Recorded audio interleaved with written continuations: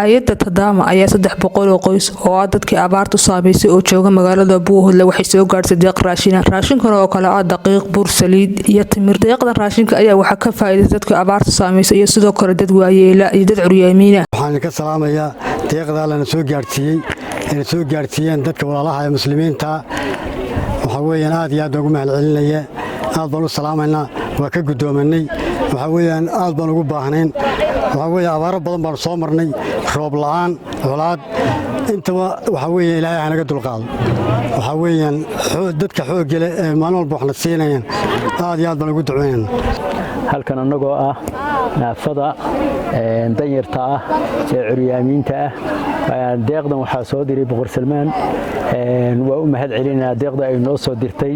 Boqor Salmaan hay'adiisu waan uga mahadcelinaynaa Ilaahay naxariistii janno iyo jannadaba ha ka waraabiyo sida aad aragtaan waanu taaganahay waana la siiyay waanu gudoominay gacantaanu hadda ku haynaa sida aad aragtaan waxaan dadka abaartu ay saameysay ee ku nool degmada Buuhoodle aan soo gaarsiinay 300 oo qoys raashinkood oo ka kooban bur, bariis, baasto, saliid, sonkor iyo timir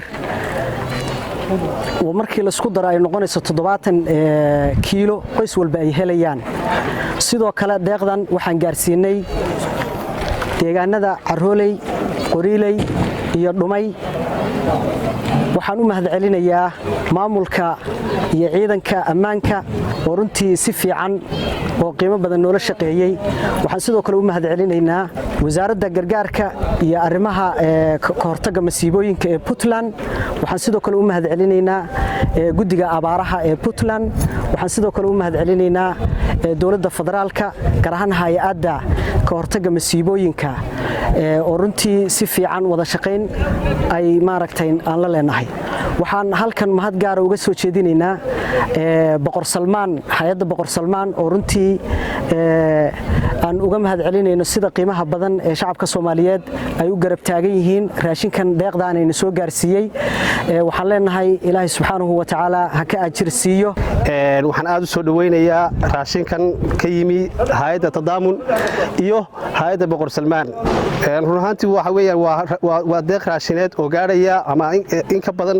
300 oo qoys ama 3 oo raashin ah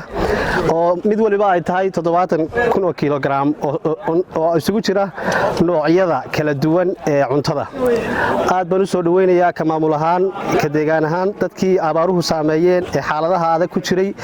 walaalaha muslimiinta iyo hay'adda Boqor Salmaan ee u soo gargaartay aad baan u soo dhaweynayaa waxaan leeyahay Allah subhanahu wa ta'ala miisaanka xasanaadka haydu ku daro waxaan sidoo kale hadii la ku samagul yahay u mahadcelinayaa mar labaad iyo mar saddexaad waxaan leeyahay hay'adda Boqor Salmaan Allah subhanahu wa ta'ala ku daro miisaanka xasanaadka Najaa Maxamuud Salaad telefishinka caalamiga CBA magaalada Buuhoodle